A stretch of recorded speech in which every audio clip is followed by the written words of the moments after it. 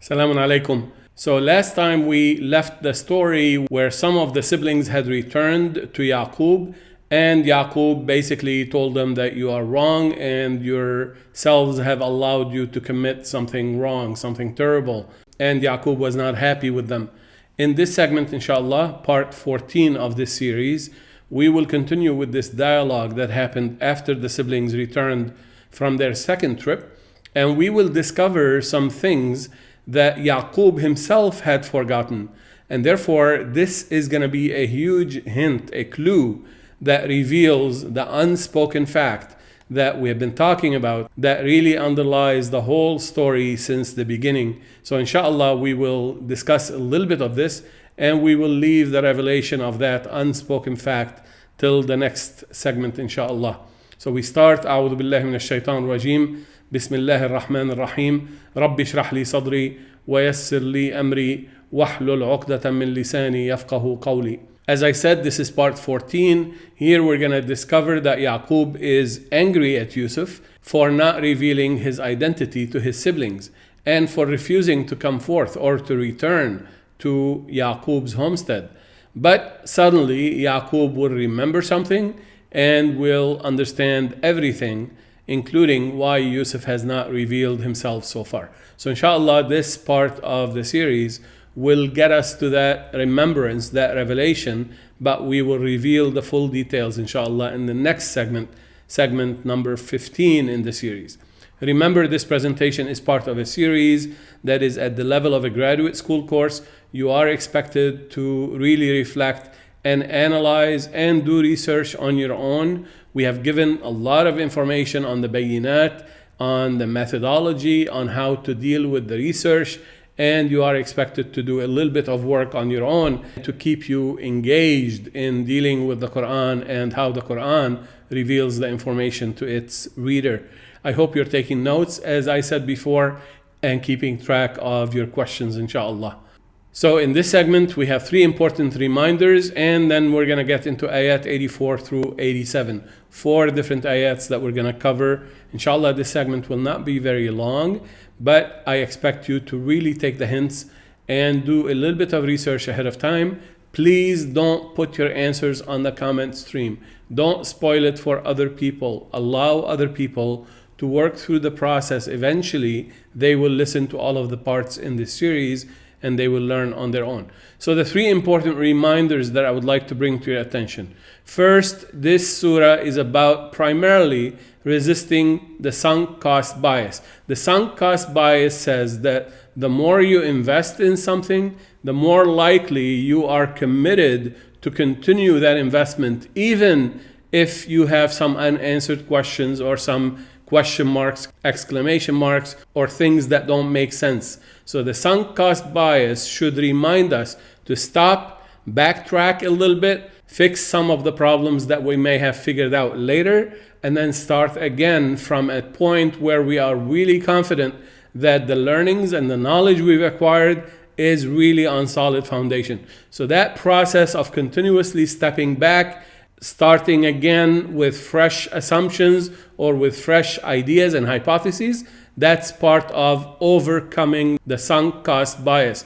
And therefore, it's really important to remember that the evidence in this surah is consistently provided after the information is presented. So at first glance, you read an ayah and you think you understood it, and then a few ayat later, or maybe half a page later or a page later, you discover, no, it doesn't make sense. So you have to backtrack and you have to remember to go back and change some of the things you thought you understood. And that process is a challenge of this surah. This surah cannot be understood unless you master this process and you surrender totally to the information that Allah is giving us, not to how we figure out we want to proceed. And inshallah, if you are patient and persistent, as you see, this is going to take a long time, but that's the process of engaging the Quran. That's why this surah is a full course by itself on personal development, self-development, especially cognitive development. It really helps us understand how to deal with reality instead of dealing with imaginary, made-up stories that make us feel good but really are not true at all, and they have no basis in the words of Allah subhanahu wa ta'ala. So this is the challenge of this surah. Please remember this and keep working on it. Take advantage of this series to help yourself develop, to acquire this competency, this intellectual cognitive competency. The second reminder is that there are many unanswered questions that will be explained by the unspoken fact that I keep talking about. Inshallah, we will be revealing it in full with all the evidence, with all of its implications, starting with the next segment, part 15 of this series. So please be patient and stick with us, and remember that there are many things that we have not talked about yet. And finally, resisting the confirmation bias. This is part of this surah. So if you enter the surah assuming you already know the story that the corrupted earlier version of the Torah talked about, then you don't understand anything, because everything you're going to see will confirm your wrong assumptions, your wrong story with which you started. And more importantly, or more seriously, you would be belying Ayah 12:102, which told us specifically that everything that was revealed in the story was heretofore part of ghaib, unknown, undisclosed. No human being alive at the time of its revelation knew this information. So therefore, to reject what we are presenting, you would have to come up with a complete alternate story that answers not just one or two questions, but all the unanswered questions that we are presenting throughout this series. So please take this seriously. That's why I keep telling you, keep track of the questions, because any alternate explanation has to answer all of the unanswered questions, not just one or two. And then finally, resisting the confirmation bias means that if you accept the traditional story that was primarily imported from the corrupted sources, as we keep saying, you still have to answer all the unanswered questions. One of the biggest achievements of this series so far is that even those who are arguing with me recognize that the traditional story is wrong. So we've already crossed a major stepping stone in attributing to the words of Allah their due reverence. We already have people who have rejected the traditional story, and still they may have some questions about the interpretation we're giving, and that's fine. But you need to come up with a complete story, not just partial story. Remember all of those facts. So this is a challenge. This is why I keep saying this series is at the level of a graduate school course. It is not that easy to reach a complete alternate story. If you do, more power to you. I would love to hear it, and I would love to learn from you. Until then, just stay with us, listen to the evidence, and keep understanding the Quran based on its own terms. And remember that the evidence usually comes later. So note down the question and remember these questions so that we can deal with them if for some reason by the end of this series we have not dealt with them. Very good. So now we move to Ayah 1284. So remember, in Ayah 1284, the scene is the siblings have already returned, some of the siblings have already returned from their second trip. One of them was left behind, insisted to stay back in Misr along with Yusuf and the younger one.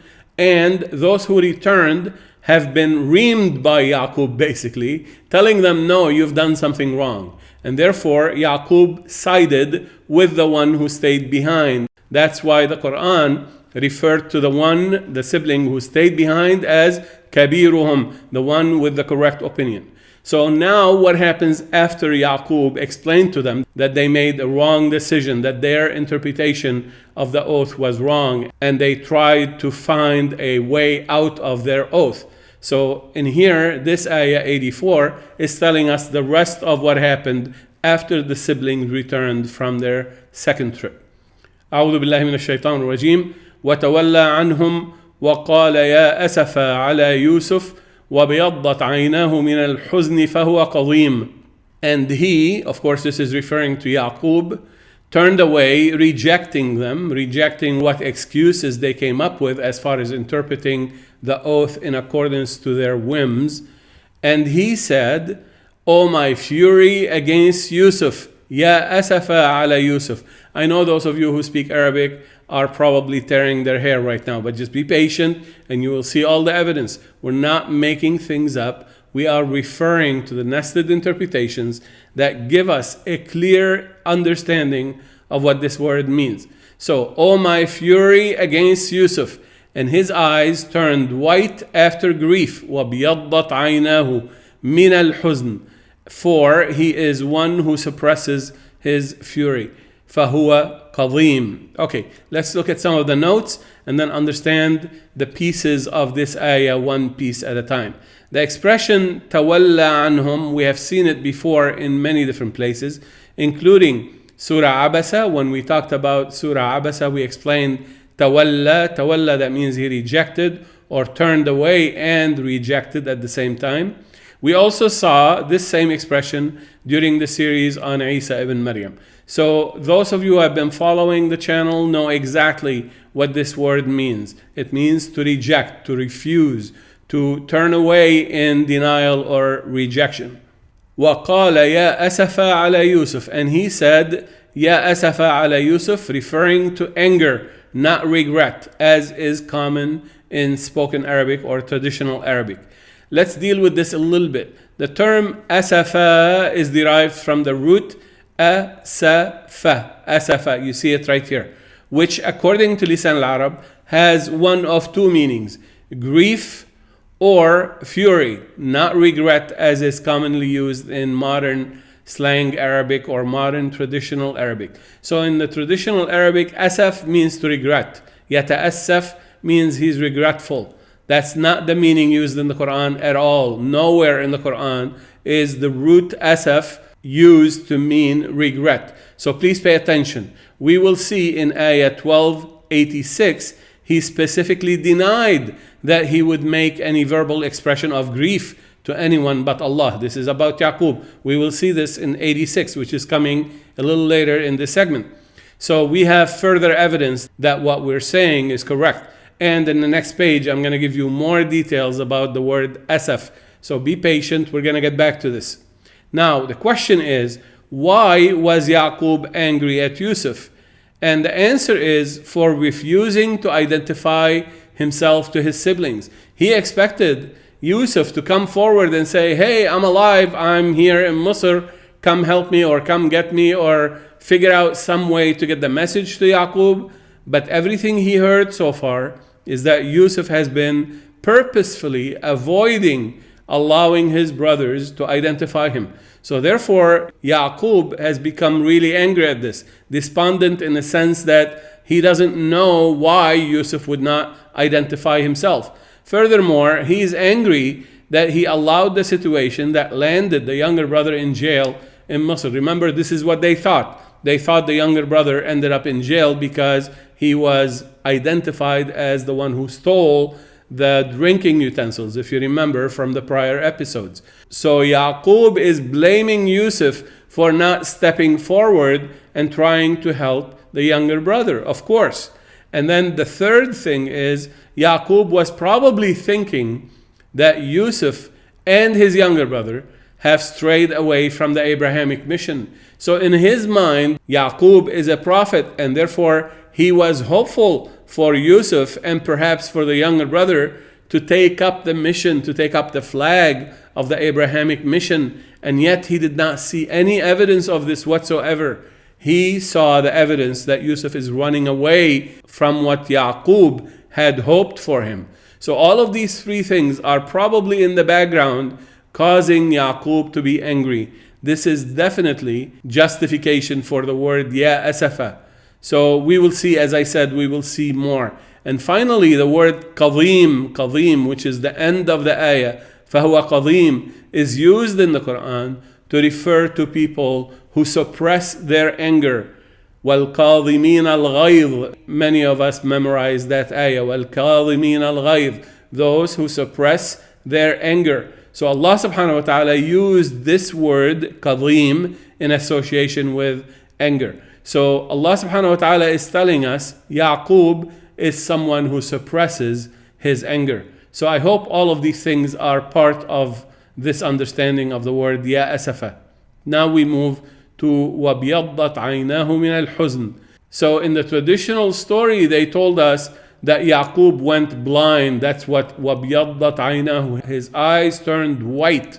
He became blind. And that's not true. The word أبيض, according to Lisan al-Arab again, has many different meanings, dozens of possible meanings in the language of the Arabs. None of them refer to blindness. Look it up. There is no way to prove وَبْيَضَّتْ عَيْنَاهُ مِنَ الْحُزْنِ means that he went blind.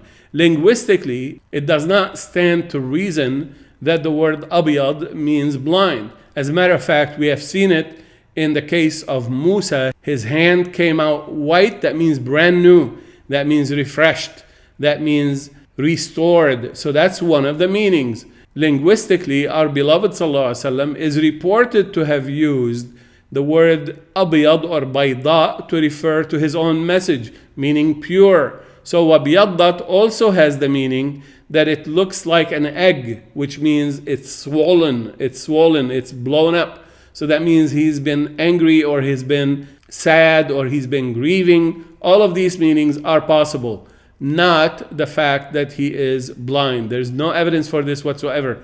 Again, we will discuss it a little later in this segment, and we will see more evidence that it is not possibly a miracle as they claim. A miracle would have been mentioned specifically in the Quran. This one, in passing like this, especially Ya3qoob's reaction, as we will see in Ayah 96, tell us clearly that there is no such miracle. Ya3qoob did not go blind and suddenly magically recovered his eyesight. None of that stuff is part of this story. So please get rid of this misunderstanding or erroneous claims.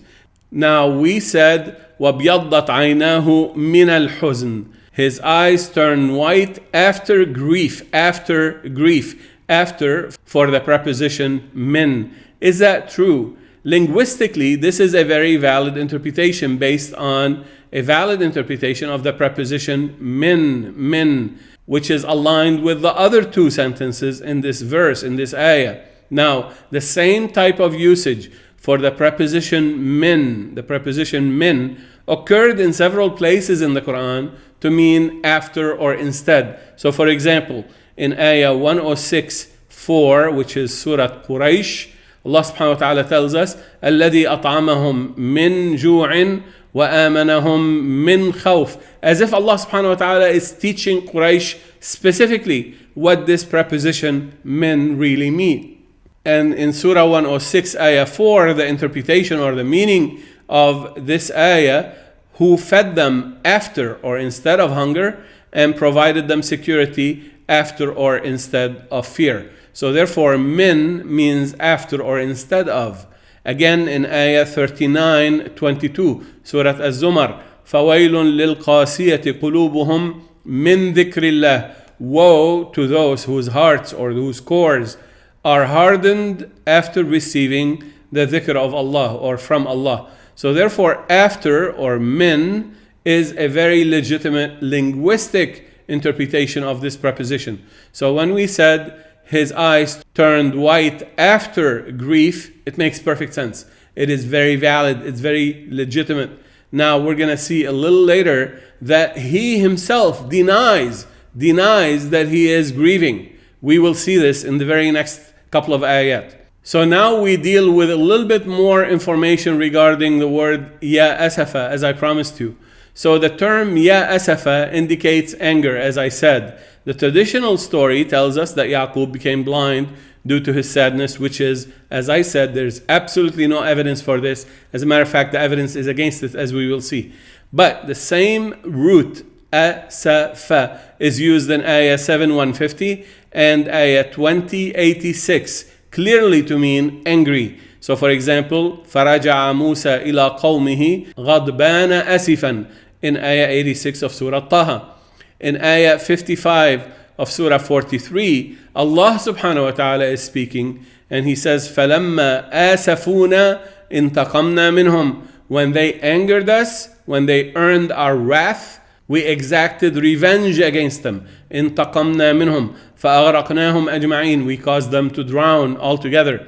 So again, there is plenty of evidence that the word asafa or asifa means to be angry as used in the Quran. And nowhere in the Quran it is used to refer to regret. Ya3qoob is not regretting anything. Remember when he said sabrun jamil, patient that's swift and comprehensive. So he does not regret anything. He looks forward to the mercy of Allah subhanahu wa ta'ala. It does not befit the Prophet Ya3qoob, as we have seen so far from his character, to be regretful and sort of wringing his hands and saying, oh, I don't know what to do. None of that stuff. We're going to see clearly how he denies that idea himself in a couple of ayat, inshaAllah. So as I said, more on the issue of the erroneous claim regarding Ya3qoob's blindness later in this segment. Alright, so ayah 85. قالوا تالله تفتأ تذكر يوسف حتى تكون حرضا أو تكون من الهالكين. They, meaning the siblings or members of Ya3qoob's household, clan, etc., likely including the siblings who were there, said, nay, tallahi, remember, tallahi is a negation. Nay, by Allah, you keep mentioning Yusuf until you become excessively sick or until you become among the dead, min al-halikin. So they're saying, no, you keep remembering Yusuf and that's making you sad. That was the claim of the people against Ya3qoob. Now watch in ayah 86 what Ya3qoob himself is going to say. And that will tell us the real story of what is the interpretation of Asafa. So let's go to ayah 86. قال Ya3qoob said, إنما أشكو بثي وحزني إلى الله وأعلم من الله ما لا تعلمون. He said, it is not what you think. إنما, I'm going to talk a little bit more about this in just 1 second. It is not what you think. He's rejecting their claim that it is sadness. No, he's not sad. He is angry. And then he says, only to Allah. إنما أشكو بثي وحزني إلى الله. I complain about my progeny, بثي, وحزني, my sorrow, only to Allah. I don't express it in public. And therefore, when he said, Ya Asafa, saying it in public clearly, and they heard it and reacted to it, he's not talking about his sorrow. Because he's clearly saying here, my sorrow only between me and Allah. I never express it in public. And then my complaining about my progeny, meaning his children, he never complains about them in public. This is really important principle, not only to understand what he said earlier, Ya Asafa ala Yusuf, to also understand the character of this great prophet, Ya3qoob. And then he continues, and I have from Allah some knowledge that you do not have. Now he is remembering something really important. I have some knowledge from Allah that you don't have. Therefore, you have failed in the first 2 trips because you're missing some important knowledge. And suddenly he remembered. We're going to see a lot more detail. So let's analyze just a little bit more detail regarding innama. Innama is a counterfactualization instrument. What that means is it's rejecting what somebody else has said. Innama, no, it's not what you think. It's not what you think. And therefore, it provides the indication of disagreeing and providing an alternate fact or explanation. And this is exactly what Ya3qoob said. He said, if I were to complain, I only complain to Allah, meaning I do it in private. I complain to Allah about my progeny. This is the first time we hear him complain about his children. And he said, we don't do this in public. We say it privately between ourselves and Allah subhanahu wa ta'ala. So Ya3qoob is clearly refuting what his family said about him being sad. And also, just to make sure, the same preposition, innama, is used by Qarun in ayah 2878. He said, قَالَ إِنَّمَا أُوتِيتُهُ عَلَىٰ عِلْمٍ عِنْدِي, where Qarun refutes and disagrees with his peoples, attributing to himself the blessings that Allah had given him. Remember in the story of Qarun, for those of you who have studied Surah 28, they said, remember, this knowledge is from Allah. He says, Innama, no, I was given this knowledge from myself, from my own knowledge. So clearly, innama is used in that context to provide a counterfactualization rejection instrument, so to speak. So Qarun was rejecting what they're saying. No, it's not Allah who gave me this knowledge. This is my own knowledge. So he's taking pride in his own information. And he used innama to denounce what they tried to remind him about.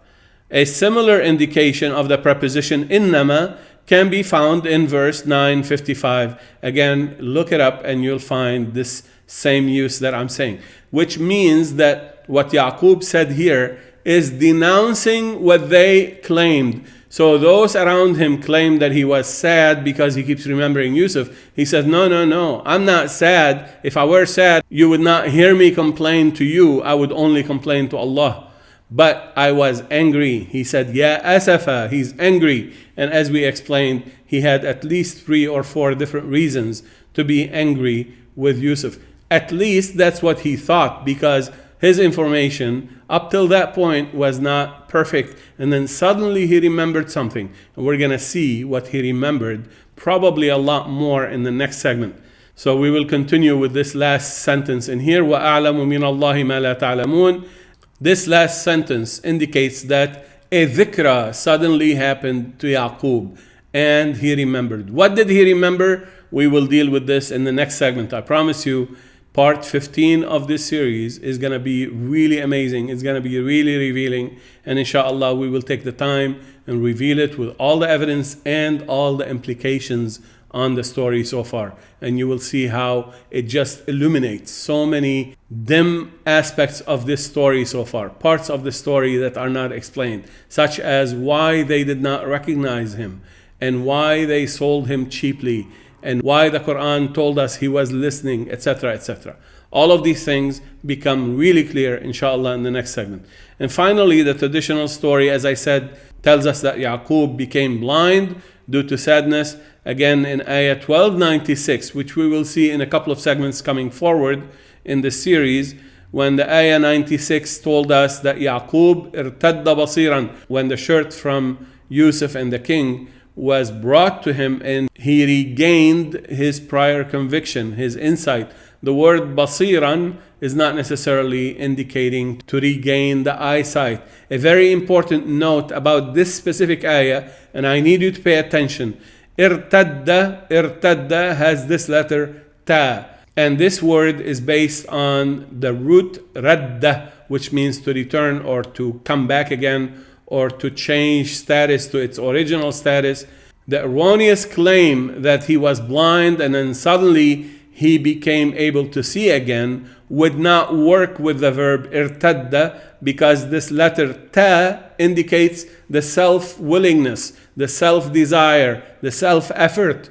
No one can become blind and then become unblind again, meaning able to see, by will. We don't know of any case like that. And Allah subhanahu wa ta'ala would never use the word irtadda, meaning of his own willingness, became able to see again. So the word irtadda, by his own willingness, he became able to see again, does not work. Even linguistically, it does not work.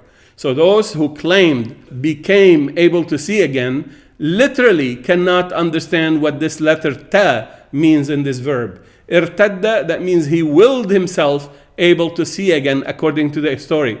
And that's absolutely false. There's no way the Quran would tell us this. So again, we will see a lot more about ayah 96, inshallah, in the coming segments, not far in the future, inshallah. So now remember, I said that he remembered something. Allah gave him back some knowledge that he used to have. He had forgotten, and he recognized that the siblings don't have that knowledge. And inshallah, as I said, we will reveal all of this information in the next segment. But let's see what the next ayah says. It'll give us a huge hint for those of you who are paying attention. I hope you take this hint and work on it. Please don't write about it. Do not write about it in the comment stream or on the post on the community forum on the website. Keep it to yourself. Allow others to work through it. Allow others to think and reflect and really analyze all of these clues and hints that we're giving in here. So ayah 87 says, Ya3qoob is continuing to tell them, Ya bani yadhhabu fatahassasu min Yusuf wa akhihi wa la tay'asu min rawhillah إنه لا ييأس من روح الله إلا القوم الكافرون. My children, he's addressing his children clearly, the siblings, the brothers. Go to Misr again and use your physical senses. فتحسسوا, to seek Yusuf and his brother. فتحسسوا من يوسف وأخيه. And do not despair of Allah's unbounded succor. ولا تيأسوا من روح الله. For indeed none despair of Allah's unbounded succor, unbounded support, except the community of deniers. In this last part in here, the community of deniers, al-qawm al-kafirun, is a huge hint to whom the Quran is referring. I hope you take it to heart and really think and reflect. The Quran is constantly telling us about a certain group of people who are kafirun, rejectors. By definition, they just don't accept anything of guidance from Allah subhanahu wa ta'ala. Anyway, let's go back to the beginning. So, Ya3qoob's instructions for the brothers to use their physical senses is a very important clue to something the siblings have failed to recognize in their 2 prior trips to Misr. And to help you a little bit more in your thinking process, ask yourself which of the 5 senses is going to be most relevant to identifying Yusuf, and why did they fail to identify Yusuf? Use your senses, your physical senses. Tahassasu is a huge hint and evidence in itself. The next segment, inshallah, will be dedicated to revealing this unspoken fact that underlies the whole surah. And I hope you stay with us and you continue working through all of these evidence and bayinat. And inshallah, you're enjoying the story as much as I am enjoying sharing it with you. And with that, we come to the conclusion. Alhamdulillah alladhi hadana lihada وما كنا لنهتدي لولا أن هدانا الله لقد جاءت رسل ربنا بالحق. I thank you very much for watching. Salamun alaikum.